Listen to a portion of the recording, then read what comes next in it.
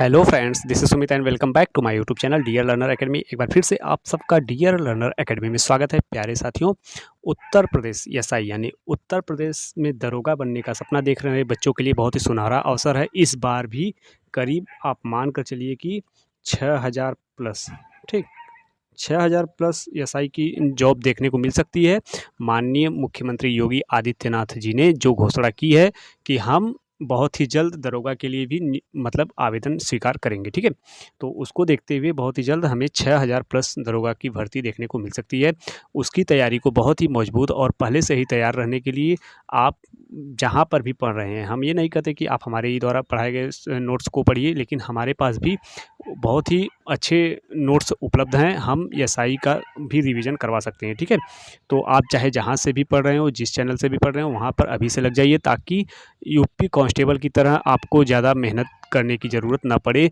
पहले से ही अगर आप मेहनत करते रहेंगे तो आपको बहुत ही कम समय में, यानी आप कह सकते हैं कि धीरे धीरे जो कार्य आप करेंगे आपको बहुत ही अच्छे से कंठस्थ होगा और आप उसमें निपुणता प्राप्त करते रहेंगे, ठीक है। तो इन सब को देखते हुए हम कहेंगे कि आज ही से आप अपनी रिवीजन को स्टार्ट कर दीजिए। आप में से बहुत से बच्चे ऐसे होंगे जो कांस्टेबल यूपीपी का जो है एग्ज़ाम दिए होंगे और उन्हें बहुत सारा चैप्टर्स जो है कंठस्थ होगा, जैसे हिंदी हो गया आपका, मैथ्स हो गए आपके, और संविधान जीके जीएस से भी काफ़ी, मतलब कह सकते हैं कि 50% ऐसे टॉपिक तैयार होंगे, ठीक है।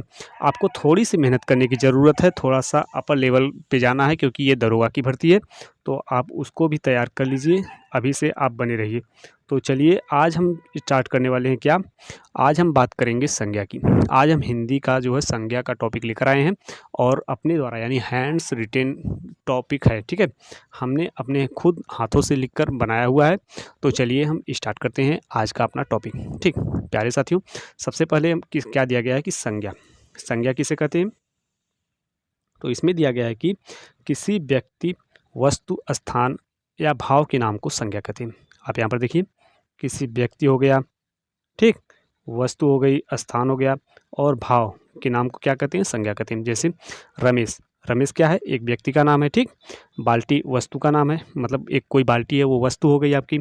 प्रयागराज एक स्थान है, मतलब जैसे हो गया प्रयागराज, जौनपुर और आजमगढ़, वाराणसी, ये सब क्या हो गए? स्थान हो गए। खुशी, दुख और प्रसन्नता, ये सब क्या दर्शाते हैं? भाव को दर्शाते हैं। तो आप कह सकते हैं कि किसी व्यक्ति, वस्तु, स्थान अथवा भाव के नाम को संज्ञा कहते हैं, ठीक। प्राचीन हिंदी के अनुसार, अगर हम बात करें कि प्राचीनतम हिंदी के अनुसार संज्ञा के कितने भेद थे, तो संज्ञा के कुल 5 भेद थे। कौन कौन से? व्यक्तिवाचक संज्ञा, जातिवाचक संज्ञा, भाववाचक संज्ञा, पदार्थवाचक संज्ञा और समूहवाचक संज्ञा। ये 5 जो है प्राचीन हिंदी के अनुसार संज्ञा के भेद थे, ठीक। अब बात कर लेते हैं हम आधुनिक हिंदी की।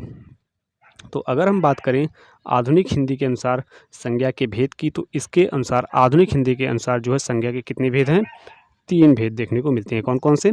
एक हो गया व्यक्तिवाचक, दूसरा हो गया आपका जातिवाचक, तीसरा हो गया भाववाचक। अब इसी जातिवाचक के अंतर्गत ही हम क्या देखते हैं? पदार्थवाचक और समूहवाचक।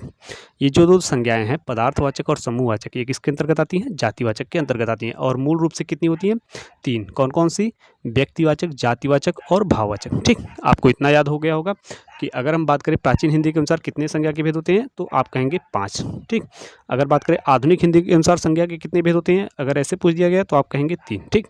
अगर पूछ दिया कि पदार्थवाचक संज्ञा और समूहवाचक संज्ञा किसके भेद हैं, तो आप कहेंगे क्या? जातिवाचक संज्ञा के भेद हैं, ठीक। इतना आपको याद हो गया होगा। आगे चलते हैं, आगे देखिए क्या दिया गया है।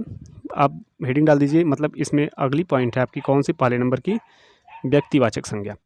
अगर व्यक्तिवाचक संज्ञा की बात करें तो इसमें क्या दिया गया है?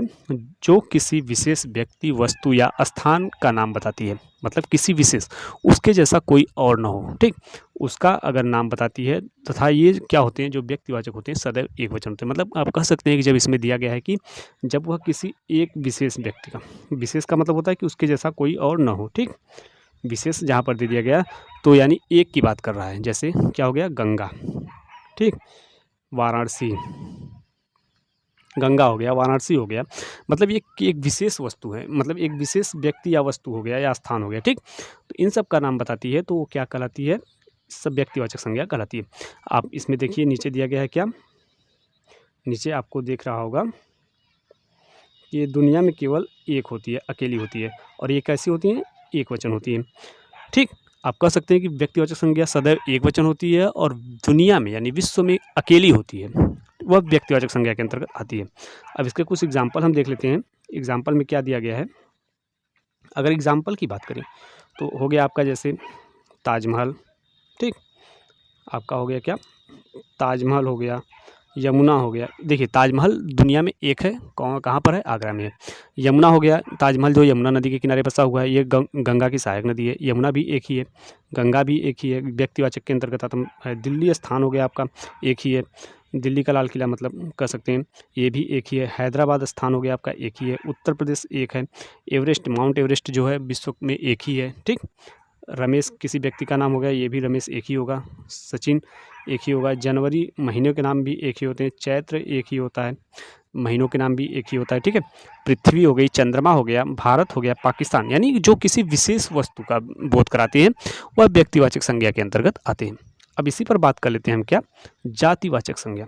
अगर हम बात करें जातिवाचक संज्ञा की तो इसमें क्या कह रहा है कि वह संज्ञा जो किसी जाति का बोध कराती है यह सदैव बहुवचन में होती है, जिसके जैसे और हों। जैसे हम कह सकते हैं कि जो किसी विशेष जाति का बोध कराती है, ठीक है, वह जातिवाचक संज्ञा के अंतर्गत आती है और यह कैसी होती है, सदैव बहुवचन में होती है, ठीक। आपको याद रखना होगा व्यक्तिवाचक संज्ञा कैसी होती है, सदैव एकवचन में होती है, जबकि जातिवाचक संज्ञा जो होती है वह सदैव बहुवचन में होती है। यानी इसके जैसे और भी होते हैं, मतलब एक किसी विशेष जाति का बोध करती है। जैसे बालक हो गया, नदी हो गई। अगर नदी की बात करें, अभी हमने ऊपर क्या पढ़ा था कि यमुना और गंगा, ये अगर नदियों के नाम दे देगा तो वहाँ पर व्यक्तिवाचक संज्ञा के अंतर्गत आएगी। लेकिन अगर आप नदी बोल दिए तो नदियों में बहुत सी नदियाँ आती हैं। अध्यापक हो गया, जानवर हो गया, इसमें क्या होता है, अध्यापक भी बहुत आते हैं, मंत्री भी बहुत होते हैं, वकील एक जाति का बोध करा रहा है। आम में अगर दे दिया गया कि लंगड़ा आम हो गया, दशहरी आम हो गया, तो ये व्यक्तिवाचक के अंतर्गत आएगा। लेकिन अगर दे दिया गया आम तो यह आपका जाति के अंतर्गत आएगा। चावल भी अगर चावल का नाम दे दिया गया तो व्यक्तिवाचक के अंतर्गत आएगा, और चावल दे दिया गया तो वह जाति के अंतर्गत आएगा। सेब में भी वैसा होता है, सेब एक जाति का बोध कराती है। लेखक भी जाति का बोध कराता है। लैपटॉप में अगर आप जैसे हो गया एचपी हो गया और डेल हो गया, ये सब एक व्यक्ति के अंतर्गत आएंगे। लेकिन आप लैपटॉप बोल दिए तो लैपटॉप में बहुत से लैपटॉप आते हैं, बहुत कंपनियों के आते हैं, तो ये एक जाति का बोध करा रहे हैं।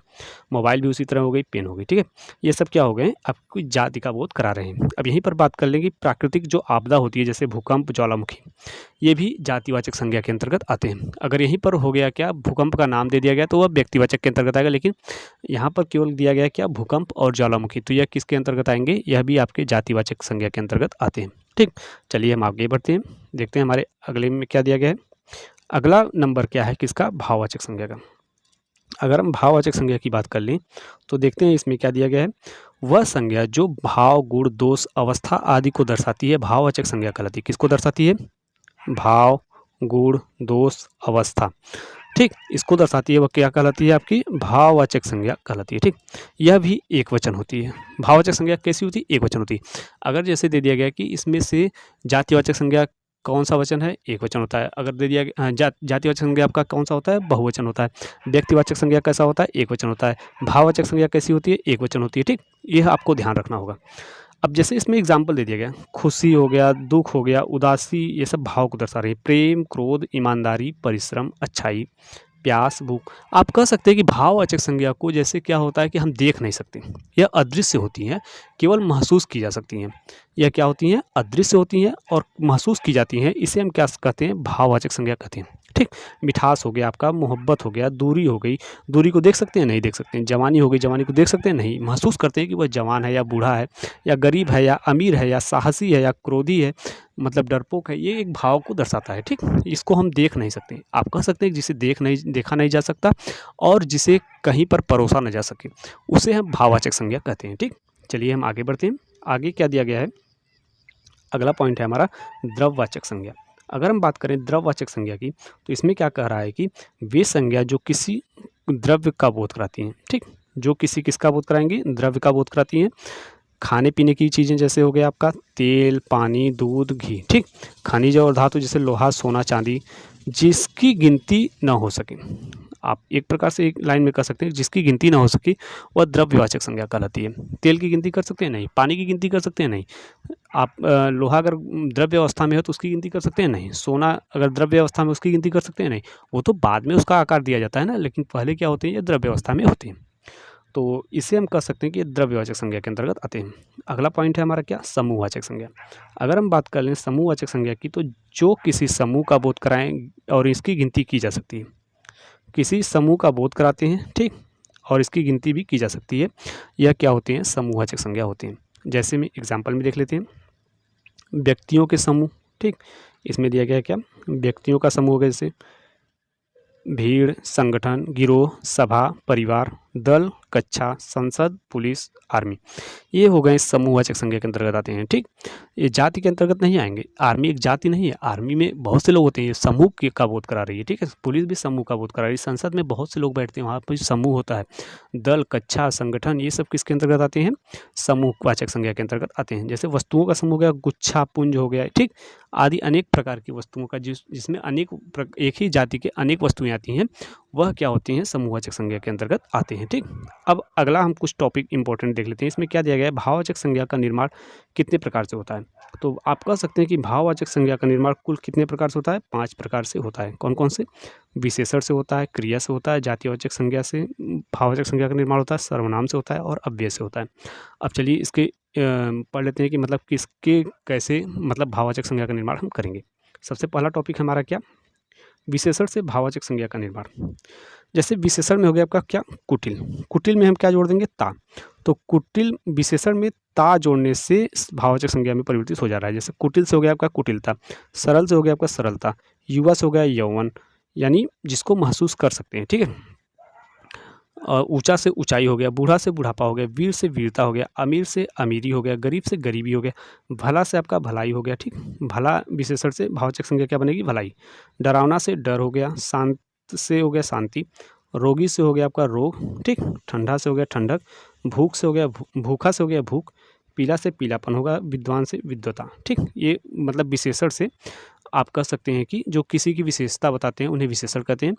वह बहुत कुटिल व्यक्ति है, ठीक, उसके अंदर कुटिलता है। ठीक, ये क्या होते हैं, जब हम कि वह बहुत भला आदमी है, मतलब कि वह राम बहुत भला आदमी है। राम की विशेषता क्या कर रही है, भला, तो मतलब इसका क्या हो जाएगा, भलाई हो जाएगा। ठीक, जो किसी की विशेषता बताते हैं वह विशेषण होते हैं। और इसका हम अगर विशेषण से भाववाचक संज्ञा में परिवर्तन करेंगे तो भला का भलाई होता है, डरा का डरावना होता है, डरावना का डर होता है, शांत का शांति होता है, रोगी का रोग होता है। ठीक, तमाम प्रकार के एग्जाम्पल्स हैं। अगले पॉइंट की तरफ चलते हैं। अगला पॉइंट में दिया गया है कि जातिवाचक संज्ञा से भाववाचक संज्ञा का निर्माण कैसे होता है। तो जातिवाचक संज्ञा में क्या आता है, इंसान। ठीक, तो इंसानियत भाव को दर्शा रही है। ठीक, पुरुष है पुरुषत्व हो जाएगा इसका, स्त्री है स्त्रीत्व हो जाएगा, माता है मातृत्व हो जाएगा, पिता है पितृत्व हो जाएगा, बच्चा है बचपन हो जाएगा, तपस्वी है तप यानी तपस्या हो जाएगा, घर है आपका घरेलू हो जाएगा, डाकू से डकैती हो जाएगा, ठग से ठगी हो जाएगा, दोस्त से दोस्ती हो जाएगा, शिशु से आपका शैशव हो जाएगा, नेता से नेतृत्व हो जाएगा, ब्रह्मचारी से ब्रह्मचर्य हो जाएगा। ठीक है, ये एक भाव को दर्शा रहा है। जातिवाचक संज्ञा से भी हम भाववाचक संज्ञा में कैसे परिवर्तित कर सकते हैं, ठीक, उसको हमने देख लिया। अगला पॉइंट देख लेते हैं, क्रिया से भाववाचक संज्ञा का निर्माण कैसे होता है, हमको ये देखना है। अगर दे दिया जाए कि क्रिया से भाववाचक संज्ञा का निर्माण कैसे होगा, तो क्रिया क्या होती है, मूल धातु में ना प्रत्यय जोड़ने से क्रिया का निर्माण होता है। हम सभी को पता होगा कि मूल धातु में अगर हम ना प्रत्यय जोड़ देते हैं तो ये क्या बनाती है, ये आपकी बनाती है क्रिया। ठीक, जैसे उड़ना, उड़ना क्रिया है तो इसका भाववाचक क्या हो जाएगा, उड़ान। उभरना क्रिया है, ना प्रत्यय लग रहा है देखो बीच में पीछे, तो इसका हो जाएगा उभार। हंसना से हंसी, दौड़ना से दौड़, बनना से बनावट, मिलना से मिलावट। ठीक, ये दो हैं, इसको काट दीजिएगा। ठीक, ये हो गया यानी उड़ना। क्रिया क्या होती है, जैसे आप कह सकते हैं कि मूल धातु में ना प्रत्यय को जोड़ देंगे तो क्रिया का निर्माण होता है, लेकिन उस क्रिया से जैसे हम भाववाचक में कैसे परिवर्तित करेंगे, उड़ना का हो जाएगा उड़ान, जो महसूस किया जा सके। ठीक, वह भाववाचक संज्ञा के अंतर्गत आता है। अगले टॉपिक की बात करें तो अगला कह रहा है कि अव्यय से भाववाचक संज्ञा का निर्माण कैसे होता है, हमको ये बताना है। अव्यय से भाववाचक संज्ञा का निर्माण। अव्यय अविकारी शब्द होते हैं, यानी इनमें लिंग वचन के अनुसार कोई भी परिवर्तन नहीं होता है, कोई भी प्रभाव नहीं पड़ता है, यह अविकारी शब्द होते हैं। ठीक, जैसे अधिक से अधिकता हो गया आपका, निकट से निकटता हो गया, समीप से समीप्य हो गया, मना से मनाही हो गया, बहुत से बहुतायक हो गया। ठीक, ये हो गया अव्यय से भाववाचक संज्ञा का निर्माण। अव्यय कैसे होते हैं, अव्यय अविकारी शब्द होते हैं, यानी इनमें लिंग वचनकर्ता के अनुसार कोई भी परिवर्तन नहीं होता है। ठीक, ये अविकारी शब्द होते हैं। तो चलिए आगे बढ़ते हैं। अगला और आखिरी है, सर्वनाम से भाववाचक संज्ञा का निर्माण कैसे होता है। सर्वनाम क्या होते हैं, मैं तुम हम यह वह, ये सब सर्वनाम होते हैं। अब जैसे अहम हो गया आपका, अहम से इसका भाववाचक संज्ञा बनाएँगे अहंकार। निज से आपका क्या हो जाता है, निजत्व या निजता हो जाता है, ठीक। अपना से हो जाता है अपनापन, सर्व से हो जाता है सर्वस्व या सर्वदा। ये हो गए आपके सर्वनाम से भाववाचक संज्ञा का निर्माण कैसे करते हैं। प्यारे साथियों, आज के हमने इस वीडियो में एक छोटी सी वीडियो हम आपके लिए लाए थे, जिसमें आपका पूरा रिवीजन हो जाता है संज्ञा का। संज्ञा के रिवीजन को हमने बहुत ही अच्छे तरीके से देख लिया है। अगर आपको वीडियो अच्छी लगी होगी तो आप हमें कमेंट करके बताइएगा। यदि आपका कोई डाउट्स रह जा रहा है तो भी आप हमें कमेंट कर दीजिएगा। हम पूरी कोशिश करेंगे आपके डाउट्स को दूर करने के लिए। तो चलिए अगले वीडियो में मिलेंगे सर्वनाम के लिए। अगर वीडियो आपको कैसी लगी हमें ज़रूर बताइएगा, और यदि आपका कोई डाउट्स रह जा रहा है, हम बार-बार करते हैं, आप हमें कमेंट बॉक्स में पूछ सकते हैं। हमारी पूरी टीम आपका पूरा सहयोग करेगी। पीडीएफ्स भी आपको प्रोवाइड कराए जाएँगे, और यूपीएसआई एग्ज़ाम आते-आते हम विश्वास कीजिए कि आपको हिंदी में बहुत ही अच्छा बना देंगे। आपका रिवीजन भी बहुत अच्छा हो जाएगा, और हम डेली मतलब कह सकते हैं कि हफ्ते में इसका वीकली टेस्ट भी लेते रहेंगे। हर चैप्टर वाइज़ का टेस्ट लेते रहेंगे, जिससे आपकी तैयारी और भी मजबूत हो सके। तो चलिए फिर अगले वीडियो में मिलते हैं, तब तक के लिए धन्यवाद।